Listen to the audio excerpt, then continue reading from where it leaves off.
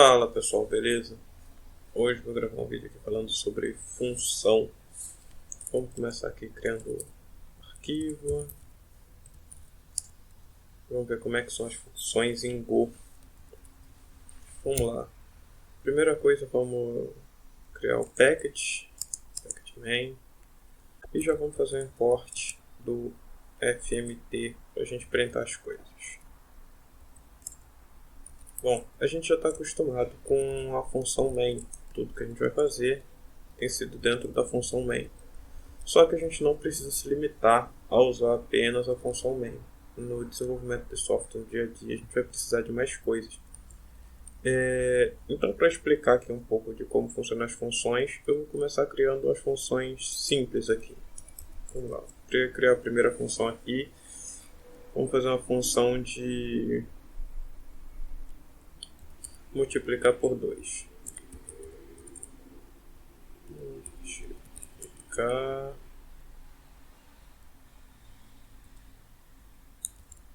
por 2. Vou até colocar aqui que é por 2.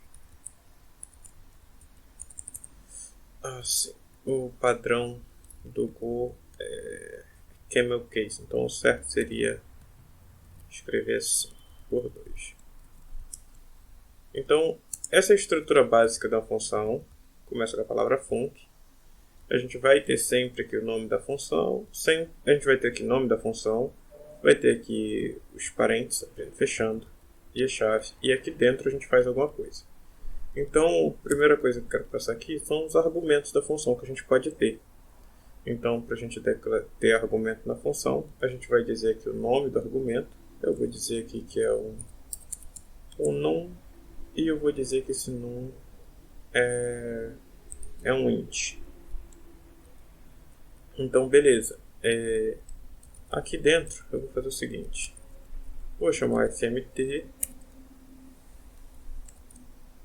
Vou criar aqui um total.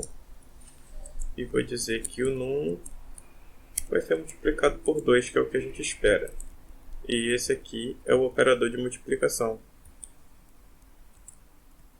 E aqui, no fmt, eu vou fazer aqui o total, 2 pontos, e fazer aqui total. Bom, recapitulando, né? Basicamente a palavra reservada func, vai declarar que está começando a função, nome da função, e argumento.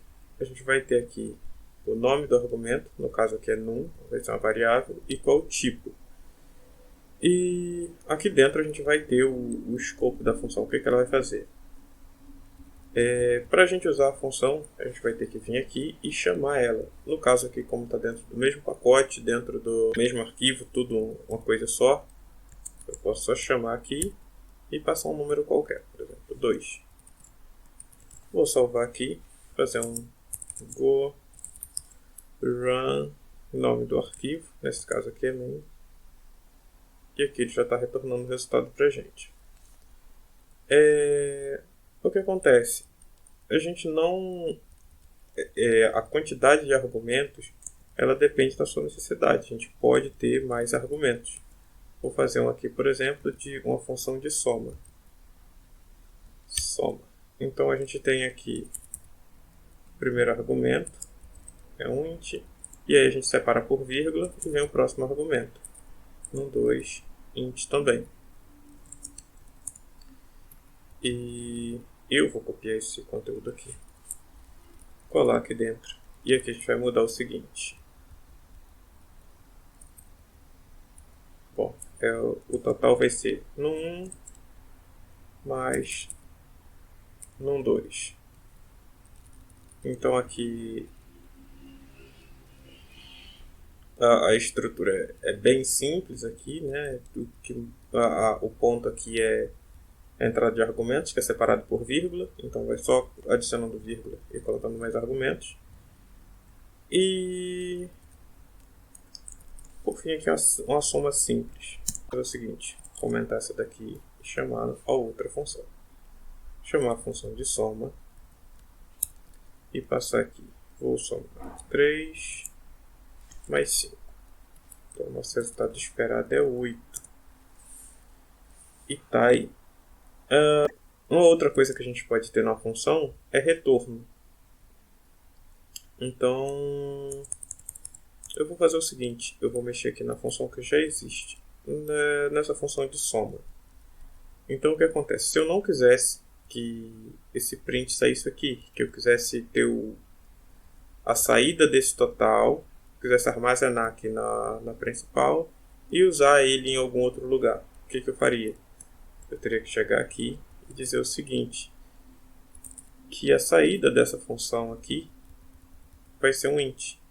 Repara que agora ele está até dando um erro aqui para mim, porque está faltando. E o que está faltando aqui é a palavra reservada return com o valor que eu quero retornar. Nesse caso é o total. Como esse caso é muito simples, eu poderia simplesmente fazer a soma aqui já direto. Mas eu vou manter assim, só para manter a organização.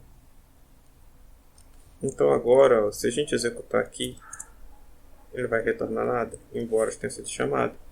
Então, para a gente saber aqui o que aconteceu, eu vou criar uma variável boba aqui, um n simples aqui de número, e aqui sim, fmt, e vou printar esse n. Agora a gente tem uma saída aí. Mas assim, a conta aconteceu do mesmo jeito. Só que a gente não tinha saída porque esse valor estava sendo só um return.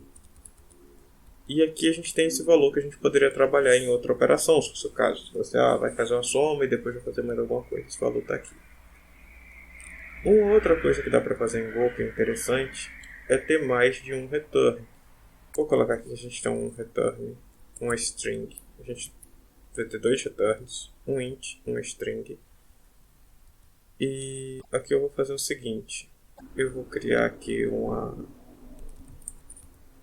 label, só um texto simples, dizendo se o número é maior do que zero. Então vamos lá, vou começar dizendo que ele é maior que zero.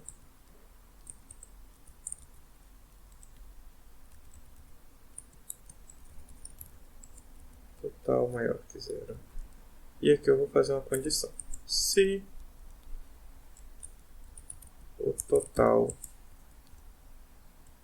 for menor do que zero, então o valor dessa label vai mudar. Vai ser total menor que zero. E o que acontece? Aqui no return, a gente retorna essa label também.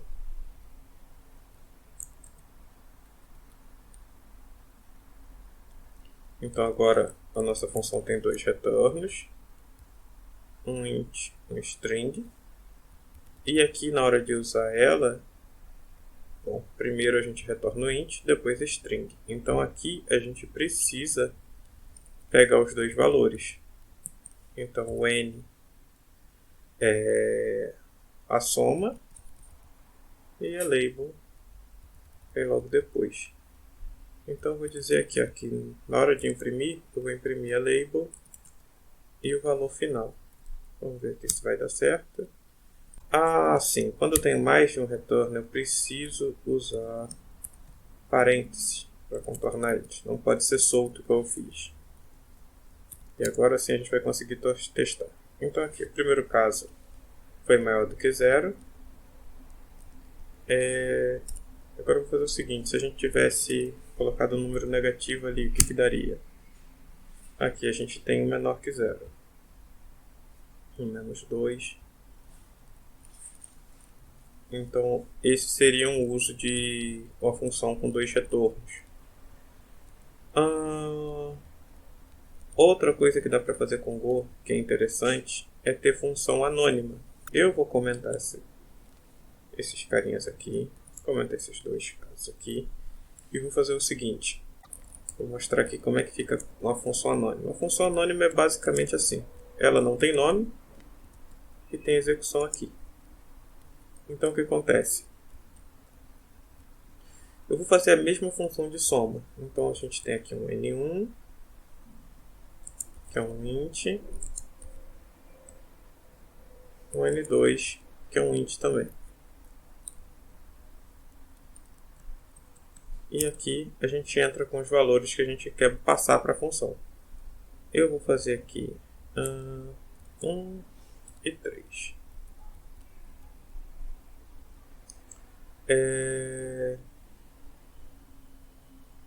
Tá, então a gente tem um total que é igual ao N1 mais o N2. Aqui a gente faz a soma dos dois números e no final vou só imprimir aqui com FMT.